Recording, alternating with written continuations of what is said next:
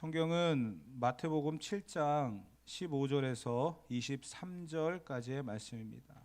마태복음 7장 15절에서 23절. 다 같이 한 목소리로 읽겠습니다. 거짓 선지자들을 삼가라. 양의 옷을 입고 너희에게 나오나 속에는 노략질하는 일이라. 그들의 열매로 그들을 알지니 가시나무에서 포도를 또는 엉겅퀴에서 무화과를 따겠느냐. 이와 같이 좋은 나무마다 아름다운 열매를 맺고 못된 나무가 나쁜 열매를 맺나니 좋은 나무가 나쁜 열매를 맺을 수 없고 못된 나무가 아름다운 열매를 맺을 수 없느니라. 아름다운 열매를 맺지 아니하는 나무마다 찍혀 불에 던져지느니라. 이러므로 그들의 열매로 그들을 알리라. 나더러 주여 주여 하는 자마다 다 천국에 들어갈 것이 아니요 다만 하늘에 계신 내 아버지의 뜻대로 행하는 자라야 들어가리라. 그날에 많은 사람이 나더러 이르되 주여 주여 우리가 주의 이름으로 선지자 노릇하며 주의 이름으로 귀신을 쫓아내며 주의 이름으로 많은 권능을 행하지 아니하였나이까 하리니 그때에 내가 그들에게 밝히 말하되 내가 너희를 도무지 알지 못하니 불법을 행하는 자들아 내게서 떠나가라 하리라. 아멘. 산상수훈의 내용들을 계속 우리가 살펴보고 있습니다. 지난주에는 이 첫 주라서 복음에 합당한 생활이라고 하는 주제와 표에 대한 말씀을 드렸고 계속해서 이제 이어져 나가는데요. 좁은 문과 좁은 길 그리고 나서 이제 열매라고 하는 그러한 과정으로 예수님이 말씀을 진행하고 있습니다. 참 이 말씀이 좁은 길과 좁은 문이라고 하는 이 말씀과 연결이 되어지는 그런 말씀인데요. 왜냐하면 가는 사람이 많지 않거든요. 그리고 그 길에 열매라고 하는 결과가 있는데 좋은 열매냐 나쁜 열매냐 이러한 결과가 분명히 드러나거든요. 분명히 넓은 문과 넓은 길은 사망의 길이라고 얘기했고요. 좁은 문과 좁은 길은 구원을 얻는 생명의 길이라고 이야기하고 있습니다. 그래서 연결이 되어지는 거예요. 좋은 열매는 과연 어떻게 맺을 수 있을까요? 우리는 오늘 이 본문을 통해서 몇 가지를 좀 살펴보기를 원하는데요. 좋은 열매를 맺기 위해서는요, 일단은 나쁜 것을 감별할 수 있어야 됩니다. 요즘에 그 위조 지폐가 많이 나오고 있는데 5,000원짜리가 1년 번호가 똑같은 게 많이 나온다고 하더라고요. 사람들이 잘 신경을 안 쓰니까 그런 것 같아요. 예전에는 5만 원짜리가 이렇게 많이 돌아다녔는데 지금 5,000원짜리로 1년 번호로 똑같이 한 카피본 이제 위조 지폐죠. 그런데 그 위조 지폐를 발견하는 방법이 있답니다. 가짜를 계속 보는 거예요. 그러면 진짜가 무엇인지를 본답니다. 감별하는 훈련을 그렇게 시킨대요. 가짜를 계속 보게 만들고 그러고 나서 진짜를 주면 아 이게 진짜구나 라고 알게 된다는 거죠. 오늘 본문의 내용이 바로 그런 의미입니다. 나쁜 열매가 무엇인가를 우리가 먼저 보고요. 그리고 나서 좋은 열매를 감별할 수 있는 그러한 시각을 갖기를 원합니다. 15절 말씀 다 같이 한번 읽어보도록 하겠습니다. 거짓 선지자들을 삼가라. 양의 옷을 입고 너희에게 나오나 속에는 노략질하는 일이라. 시작부터 예수님이 좀 세게 나가셨습니다. 거짓 선지자에 대한 이야기를 하셨어요. 특히 이들은 양의 옷을 입고 너희에게 나오지만 속에는 노략질하는 이리가 있다. 그러니까 겉과 속이 다르다는 거죠. 거짓 선지자들을 삼가라. 열매에 대한 이야기를 하면서 서론으로 던진 이야기입니다. 거짓 선지자. 거짓 선지자는요, 예나 지금이나 계속 존재해 왔습니다. 지금도 우리 주변에는 많이 있습니다. 구약 시대에도 그랬고요. 예수님 당시에도 그랬고요. 지금도 이 거짓 선지자들은 우리 주변에 너무나 많이 있습니다. 예수님 말씀하신 것처럼 겉과 속이 다른, 겉으로는 양의 옷을 입고 있지만 속에는 노략질하는 이리가 있는 그러한 거짓 선지자들이 우리 주변에는 많이 있다는 거죠. 본문에 예수님이 이들을 삼가라, 거짓 선지자들을 삼가라 라는 그런 말씀을 하고 있는데 이 말씀의 뜻이 주의하라, 경계하라, 분별하라 그런 의미입니다. 그런데 우리가 분별하기가 참 어렵죠. 왜냐하면 본문에 나와 있는 것처럼 양의 옷을 입고 나오지만 겉으로는 양의 옷을 입고 있기 때문에 우리가 그것을 구별하기가 참 어렵다라는 거예요. 심지어 강단에서 선포되어지는 이 말씀에 대해서도 우리가 이 유튜브나 이런 채널들을 보면 참 많은 그런 이야기들을 봅니다. 근데 거기에서 저도 몇 가지 이렇게 들어보면은요, 야, 이거 위험한데 라고 하는 것들이 꽤 있어요. 이러한 것들을 우리가, 저는 그래도 어느 정도 구별을 하면서 듣지만 성도들은 과연 이걸 어떻게 들을까, 참 그 부분에 대해서 심각해요. 지금도 이러한 부분들이 우리 주변에 너무나 많이 있는데 우리 이것을 구별하지 못하고 분별하지 못하는 그런 상황들을 봅니다. 지난 시간에 좁은 문과 좁은 길에 대한 이야기를 하면서 거의 그리스도인이 될 뻔한 사람들, 짝퉁 복음, 가짜 복음에 넘어가서 편하고 좋은 거, 넓고 편한 거에 마음을 빼앗기고 거기에 집중한 사람들을 보게 되어졌죠. 참 복음이라고 하는 것, 하나님의 말씀이라고 하는 게 과연 무엇일까요? 이 말씀은요, 불편해요. 왜냐하면 우리는 찌른 칼이기 때문에 그렇습니다. 말씀은 항상 그렇습니다. 내게 위로가 되고 평안을 주고 감사가 넘치는 그런 말씀으로만 가득한 게 아니라 우리를 자꾸만 잘라내고 다듬어 가거든요. 근데 여러분 보세요. 잘라내고 다듬어 갈 때 편안합니까? 아프죠. 불편합니다. 힘듭니다. 그게 하나님의 말씀이에요. 결국 하나님의 말씀은 우리를 다듬어 가는데 거짓 선지자들은요, 어떻게 얘기하냐면 자꾸 평안을 이야기해요. 쉬운 거를 이야기해요. 그래서 그 길을 많은 사람이 간다는 거예요. 우리는 이 부분을 분명히 분별하며 살아갈 수 있어야 됩니다. 디모데후서 4장 3절부터 4절까지의 말씀을 다 같이 한번 읽어보도록 하겠습니다. 읽어봅시다. 때가 이르리니 사람이 바른 교훈을 받지 아니하며 귀가 가려워서 자기의 사욕을 따를 스승을 많이 두고 또 그 길을 진리에서 돌이켜 허탄한 이야기를 따르리라. 아멘.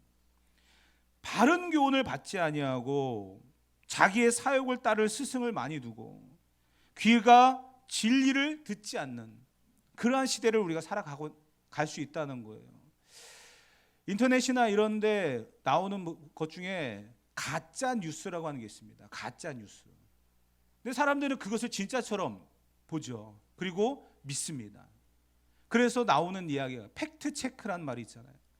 가짜 뉴스를 정확하게 집어주고 잘못된 부분들을 갖다가 바르게 바꿔주는 그러한 역할들도 하고 있습니다. 그만큼 우리가 분별하지 아니하면 모든 것이 다 진짜인 것처럼 받아들이게 되어지는데 하나님의 말씀도 마찬가지라는 거예요. 그 말씀이 오늘 우리에게 찌르는 칼이 되고요, 우리를 다듬는 칼이 돼야 돼요. 그런데 그것이 좋은 이야기로만, 위로의 말씀으로만 다가온다고 한다면 한번 생각해 볼 필요가 있다는 거죠. 사도행전 20장 29절로 31절까지의 말씀을 다 같이 한번 읽어보도록 하겠습니다. 내가 떠난 후에 사나운 이리가 여러분에게 들어와서 그 양떼를 아끼지 아니하며 또한 여러분 중에서도 제자들을 끌어 자기를 따르게 하려고 어그러진 말을 하는 사람들이 일어날 줄을 내가 아노라. 그러므로 여러분이 일깨어 내가 3년이나 밤낮 쉬지 않고 눈물로 각 사람을 훈계하던 것을 기억하라. 아멘. 바울이 에베소 교회를 떠나면서 그 교회 성도들과 장로들에게 부탁하는 메시지입니다. 내가 떠난 후에 사나운 이리가 여러분들에게 들어와서 그 양떼를 아끼지 아니할 것이다. 심지어는 제자들을 끌어내고 자기를 따르게 하려고 어그러진 말을 하는 사람들이 일어날 것이다. 그럴 때에 무엇을 생각해야 되느냐? 내가 3년이나 밤낮 쉬지 않고 눈물로 각 사람을 훈계하던 것을 기억하라. 바울의 권면이고 부탁입니다. 빈자리로 들어오는 거예요. 바울이 떠나고 나니까 그 자리에 거짓 선지자들이 들어와서 너희들에게 바울에게 이러한 가르침을 받았느냐? 너희가 잘못 들었다. 그것은 이것이다 라고 하면서 다른 이야기를 해준다는 거예요. 근데 사람들이 듣기에는 이게 맞는 것 같거든요. 왜냐하면 여러분 보세요. 바울이 전했던 복음은요, 순교예요. 죽음이에요. 고난이에요. 그런데 그 이야기를 듣는 성도들에게 갑자기 거짓 선지자들이 나타나서는 아니야, 그게 아니라고 하면서 넓은 문과 넓은 길을 제공해 줍니다. 사람들의 마음이 어떻겠어요? 흔들리죠. 쉬운 길, 편안한 길을 가려고 마음을 그쪽으로 옮긴다는 거예요. 그래서 바울이 뭐라고 얘기합니까? 내가 3년이나 밤낮으로 눈물로 당신들을 훈련시키고 가르쳤던 것을 기억해 주십시오. 여러분, 말씀은요, 눈물이에요. 말씀은 이런 애통함이 있어야 되는 거예요. 편안함과 쉬운 거, 이것이 하나님의 말씀은 아닐 수도 있습니다. 그래서 우리는 분명히 분별할 수 있어야 되는 거예요. 사사기 시대의 문제가 뭐였습니까? 자기 소견에 옳은 대로 행하였다. 자기 소견대로 하는 거죠. 편한 길, 넓은 길, 좁은 길이 아닌 이 편한 길을 가는 자기 소견에 옳은 대로, 자기 생각에 맞다는 주장으로 살아가는 게 문제였다는 거죠. 하나님의 말씀이 정말 진짜로 선포되어졌을 때는 그곳에는요, 애통하는 마음으로 어찌할꼬 내가 하나님 앞에 이렇게 살아왔구나, 이게 진짜 말씀이 선포되어졌을 때의 자세입니다. 근데 이 부분에 있어서 바울이 이야기하잖아요. 내가 떠난 이후에 너희들을 흔들어 놓을 사람들이 분명히 들어올 것이다. 그때의 말씀을 기억하라는 거예요. 눈물로써 가르쳤던 그 말씀들을 기억하라. 저와 여러분들이 가짜가 내 앞에 등장하더라도요, 진짜인 이 하나님의 말씀을 붙들고 살아가는, 그래서 흔들리지 않는 그런 믿음으로 살아갈 수 있는 저와 여러분들이 되어지기를 주님의 이름으로 축복합니다. 그러면 어떻게 해야 되느냐? 이 부분이 이제 또 우리의 또 중요한 부분이겠죠. 예레미야 6장 13절 14절 말씀을 다 같이 한번 읽어보도록 합시다. 이는 그들이 가장 작은 자로부터 큰 자까지 다 탐욕을 부리며 선지자로부터 제사장까지 다 거짓을 행함이라. 그들이 내 백성의 상처를 가볍게 여기면서 말하기를 평강하다 평강하다 하나 평강이 없도다. 지금 예레미야 시대의 문제가 이렇게 등장했어요. 가장 작은 자로부터 큰 자까지 다 탐욕을 부리며 선지자부터 제사장까지 다 거짓을 행하는 그런 시대였다는 거예요.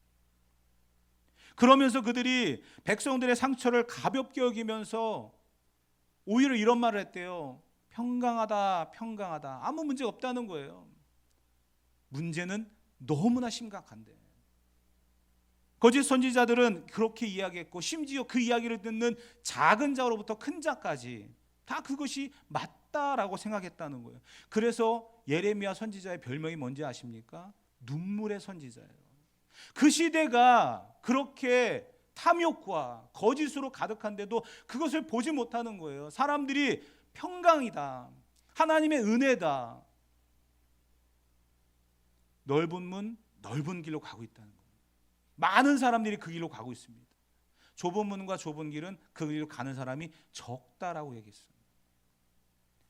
눈물의 선지자 예레미야가 그 시대를 보면서 눈물로써 성도들의 회개와 하나님 앞에 바르게 서기를 위해서 기도했던 것처럼, 초대교회의 성도들이 거짓 선지자들과 그 흐트러 놓는 가짜 복음을 들고 들어오는 그들을 향하여서 내가 눈물로써 너희들을 가르쳤던 것을 기억하라라고 말하는 사도 바울의 그러한 심정을 우리는 분명히 볼 수 있어야 되고요, 이해할 수 있어야 된다는 것입니다. 여러분, 거짓 선지자들이 어떻게 생겼을까요? 혹시 아십니까? 거짓 선지자들이 이마에 나는 이리 이렇게 쓰고 다닙니까?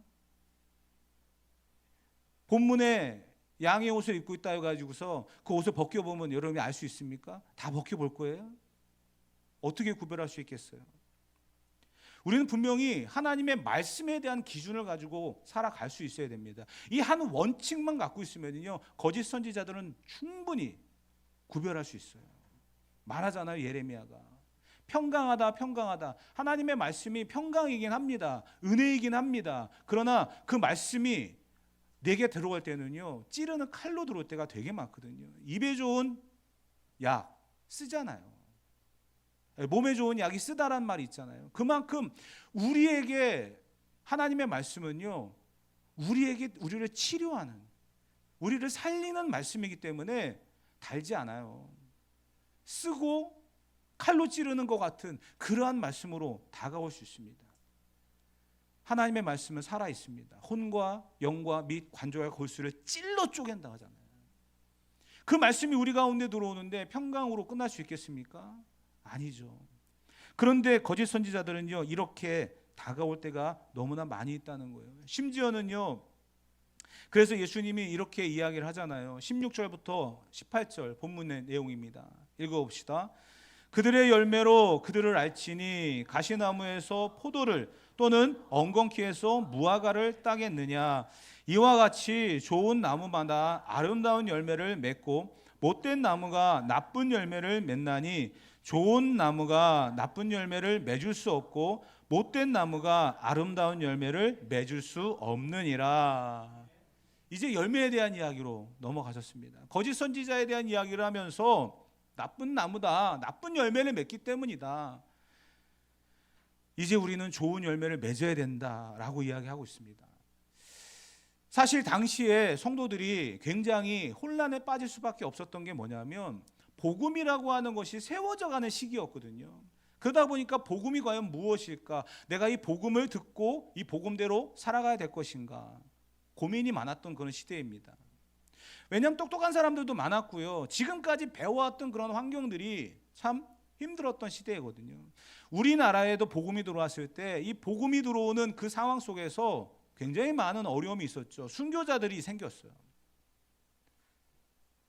우리나라에 어떤 토착 그런 종교가 있었고 많은 사람들이 그것을 따라왔었고 하여튼 여러 가지 많은 그런 정치적이고 문화적이고 그런 배경들이 복음이 들어오는 데 있어서 참 쉽지 않았던 그런 모습들을 여러분 보지 않습니까? 마찬가지였어요. 당시 초대교회도 바울이 뜨겁게 눈물로 복음을 전했지만 헬라인들은요, 지식을 추구하는 사람들이었기 때문에 이 복음에 대해서 어리석다라고 생각했습니다. 또 유대인들에게는요, 표적을 구했잖아요. 유대인들은 메시아를 기다리면서도 그 말씀보다는 눈에 보여지는 표적들, 선지자들이 등장하면 병을 고치고 귀신이 떠나가는 그런 표적들을 기다렸던 사람들이 유대인들입니다. 그런데 복음이라고 하는 이 사실, 너희가 십자가에 못 박아 죽인 그 예수가 그리스도며 하나님의 아들이다라고 하는 이 복음을 전할 때 아니다라고 이야기한 거예요. 메시아는 그렇게 올 수가 없다는 거예요. 하나님의 아들이 만왕의 왕으로 오시는 분이 어떻게 마구간에 오며 그 처참한 저주의 상징인 십자가에 죽을 수 있느냐? 아니다라고 사람들을 이해시키기 시작하는 겁니다. 그러니까 복음으로 무장하고 복음으로 살아가겠다라고 결심했던 사람들이 흔들리게 되는 거죠. 넓은 문과 넓은 길은요, 사망의 길입니다. 좁은 문과 좁은 길은 생명의 길입니다.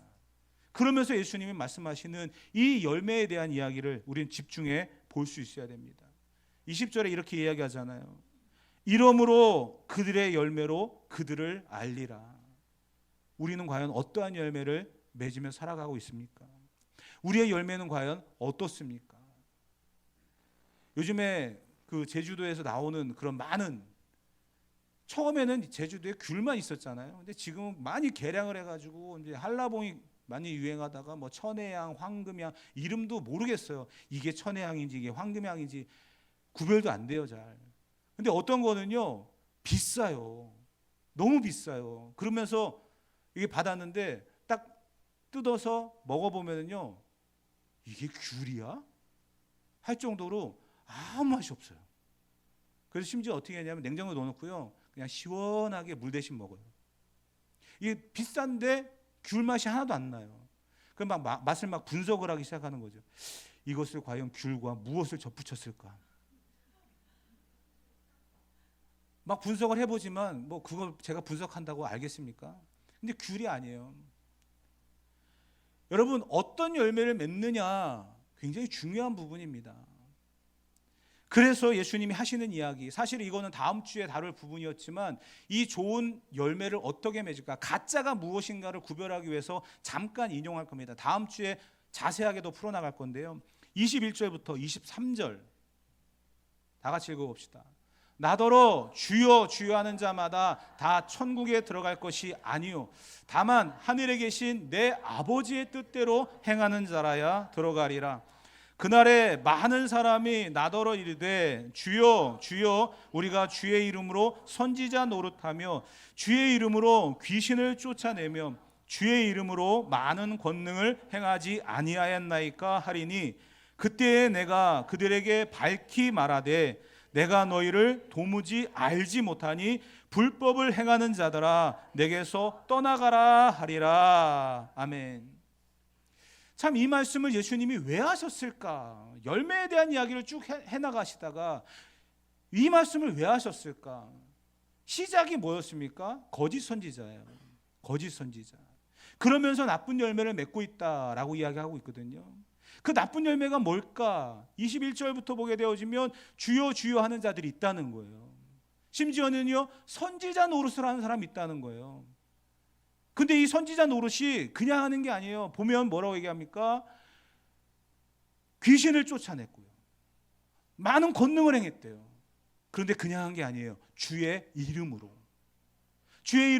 귀신을 쫓아내고 또 많은 권능을 행했다는 거예요. 그런데 결론이 뭐예요? 23절에 예수님께서 내가 너희를 알지 못한다. 이게 무슨 이야기일까요? 결국은 가짜가 있다는 거예요. 나쁜 열매가 있다는 거예요. 쉽게 이야기하면 이런 거예요. 여러분, 제주도 얘기했으니까 감귤나무가 있어요. 근데 겨울에 이제 많이 열리잖아요. 가서 이제 그 귤을 하나 따려고 딱 갔는데 보니까 분명히 귤은 많이 달려 있는데 나무가 배나무예요. 그래서 귤인가 하고 땄어요. 그랬더니 장난감인 거예요. 뭔지 이해가 되세요? 배나무에 귤을 달아놓은 거예요. 그리고선 사람들에게 이게 귤나무다, 그리고 열려있는 것은 귤이다, 열매가 귤이다라고 이야기합니다. 그냥 느티나무에 포도 막 달아놓고 이게 포도나무다, 똑같은 거예요. 흉내만 내고 있다는 거예요. 선지자 노릇을 하고 있다잖아요. 진짜가 아니라는 거죠. 그것을 구별할 수 있어야 되는데 아니라는 거죠. 어렸을 때 아이들 데리고 시골에 가다 보면은요, 지금은 뭐 다 알지만 어렸을 때 아이들에게 장난삼아 그런 얘기 하잖아요. 가을에 이 논을 보면서 쌀, 그 벼가 쫙 익어 있는 노란 들판을 보면서 애들에게 저게 이제 쌀이야, 쌀 저걸 따면 이제 너희가 매일 먹는 그 밥이 되는 거야. 그러면서 이제 부모들이 가장 많이 장난치는 게 그거잖아요. 저게 쌀나무야 그러잖아요. 벼를 갖다가 쌀나무라고 이렇게 속여서 이야기하는데 결국 이제 아이들이 성장하면서 이제 알게 되죠. 잘못 가르치게 되면, 제대로 된 것을 잘못 가르치게 되면 그런 잘못된 결과들도 나올 수 있다는 거예요. 왜 지금 예수님께서 하시는 이야기가 뭘까요? 주의 이름으로 기적도 행하고 권능도 행하고 귀신도 내쫓았대잖아요. 그런데 예수님이 뭐라고 계셨어요? 내가 너희를 알지 못한다. 참 저도 목회자이지만 이 부분에 있어서 굉장히 참 힘듭니다. 내가 하나님 앞에 섰을 때 잘하였다, 착하고 충성된 종아, 내가 지극히 작은 일에 충성하였으니 내 주인의 즐거움에 참여할지어다. 나를 맞아주시는 그런 주님의 품에 안길 수 있다면 얼마나 좋겠습니까? 그런데 딱 갔는데 기쁜 마음으로 그렇고 기대하고 왔는데 내가 너를 알지 못한다. 얼마나 충격적인 상황입니까? 주의 이름으로 귀신을 쫓아내고 권능을 행했대잖아요. 여러분, 모세가 이스라엘 백성들을 출애굽시키기 위해서 애굽으로 들어갔습니다. 하나님의 강권적인 능력을 갖고 들어갔습니다. 10가지 재앙을 그곳에 행합니다. 그랬더니 애굽의 바로 왕이 손을 들고 항복을 하죠. 그래서 다 출애굽하게 되어집니다. 그런데 그 상황 속에서 10가지 재앙 중에서 첫 번째하고 두 번째 피와 개구리 재앙은요, 애굽의 술사들이 따라했다라고 성경이 기록하고 있어요. 따라할 수 있어요. 흉내낼 수 있어요. 그런데 문제는 뭐냐면 가짜라는 거죠. 우리가 그것을 분별할 수 있어야 된다는 거예요. 그러면 좋은 열매는 뭘까? 열매를 온전하게 맺는 방법은 무엇일까? 그게 과연 무엇일까? 지금 다 우린 들었어요. 답을 알고 있어요. 팔복이에요. 그리스도의 의로 무장하는 거예요. 끊임없이 나를 쳐서 내가 사랑을 받고 싶은 것이 아니라 내가 남을 대접하고 섬기는 일에 앞장서는 거예요. 그런 이 산상수훈의 내용들이 왜 예수님이 던져놓고 마지막 끝부분에 가서 이런 말씀을 하셨는지를 우리는 깊이 생각해 볼 수 있어야 된다는 겁니다. 이 내용들을 다 이야기하셨잖아요. 그리고 그렇게 살아라. 그러지 아니하면 가짜다. 그러지 아니하면 넓은 문 넓은 길로 가는 사망의 길로 가는 사람들이다. 내가 지금까지 한 이야기를 너희가 집중해서 들었느냐? 그 길을 가는 사람이 많지 않을 거다. 그래서 좁은 문과 좁은 길을 이야기하는 거예요. 사랑하는 성도 여러분, 끊임없이 하나님 앞에서 우리를 쳐서 복종을 시켜야 되고요. 내 안에 있는 죄성과 싸워야 됩니다. 그러지 아니하면 좋은 열매를 맺을 수가 없다는 거죠. 그런데 그것만 갖고 됩니까? 내가 막 몸부림친다고 해서 내가 맨날 내 삶 속에서 내 안에서의 싸우는 이러한 싸움을 싸워간다고 해서 좋은 열매를 맺느냐? 꼭 그런 것만도 아니더라고요. 방법이 하나 있어요. 더 쉬운 방법이 있어요. 요한복음 15장 5절 말씀 다 같이 한번 읽어봅시다. 나는 포도나무요 너희는 가지라. 그가 내 안에 내가 그 안에 거하며 사람이 열매를 많이 맺나니 나를 떠나서는 너희가 아무것도 할 수 없음이라. 아멘. 나무에 붙어 있으면 되는 거예요. 그 나무가 누굽니까? 예수님이죠. 예수님 안에 거하는 거예요. 그러니까 예수님 한 분만으로 살아가겠다라고 하는 이 결단, 이 중심, 이게 무너지면 안 됩니다. 이게 무너지는 순간 가짜가 되는 거예요. 나무는 서 있고 거기에 열매가 맺히지 않으니까 어떻게 해요? 가짜를 달아놓는 거예요. 선지자 노릇하고 흉내내는 거죠. 우리가 주 안에, 예수님 안에, 예수님 한 분만으로 살아가려고 하는 이 중심만 있다고 한다면 우리는 좋은 열매를 맺을 수 있다는 겁니다. 그런데 이게 무엇이냐면 다른 게 아니더라고요. 내가 예수님 안에 거한다. 이것은요 끊임없이 자기와의 싸움이고요. 이 자기와의 싸움은 다른 게 아니라 나를 다듬어 가시는 성령의 역사입니다. 성령께서 나를 다듬어 가시는 거예요. 그래서 좋은 열매가 나오는 거거든요. 내 인격, 내 성품, 내 삶의 자리를 성령께서 자꾸만 다듬어 가시는 겁니다. 그게 예수님 안에 거하는 자의 모습인 거거든요. 많은 분들을 봅니다. 지금까지 저도 수많은 목사님들을 경험해 봤고 그 목사님들을 통해서 나름대로 내린 결론이고 그렇게 살지 말아야 되겠다 아니면 이렇게 살아야 되겠다라고 하는 삶의 방향을 목표를 설정했는데요. 예전에 제가 뭔가 배워보려고 따라다녔던 어떤 목사님은요 귀신을 막 내쫓는 그런 분도 있었어요. 어떤 분은요 손만 대면 막 병자가 막 낫더라고요. 막 다리가 막 다른데 막 하면 막 똑같아지고 막 하여튼 뭐 놀라운 기적들을 많이 봤어요. 그런데 그분들의 문제점이 있더라고요. 인격이 엉망이에요. 그래서 포기했어요. 이건 아닌 것 같다. 하나님이 기뻐하시고 하나님이 원하시는 것이 무엇일까라고 했을 때 좋은 열매는요 다르다는 거죠. 좋은 열매는요 성경에 말하는 좋은 열매는 예수님 안에 거하면서 그 예수님이 나를 끊임없이 다듬어가고 만들어가는 과정 속에서 변화되어지는 인격입니다. 변화되어지는 성품입니다. 그 다툼이 일어나고 싸움이 일어나는 그 상황들을 계속 만들어가는 게 아니에요. 왜 평강이 있을까요? 우리가 평화의 도구이기 때문이에요. 나를 그렇게 만드셨고 나를 그렇게 다듬어 가시기 때문이에요. 내 성격, 내 성품, 내 인격 변화돼야 됩니다. 그래야 좋은 열매를 맺는 거예요. 결론의 메시지입니다. 갈라디아서 5장 19절로 23절까지 천천히 한번 읽어보도록 합시다.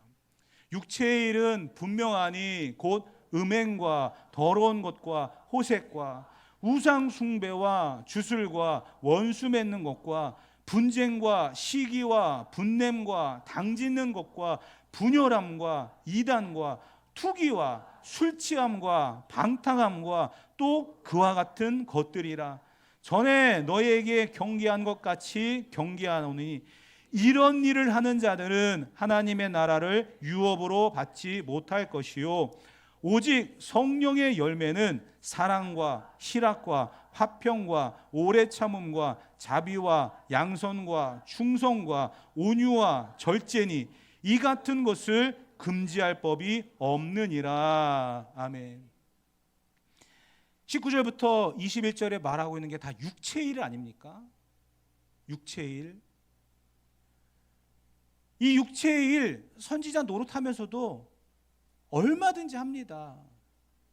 그 상황이 예수님 말씀하시는 나쁜 열매라는 거예요.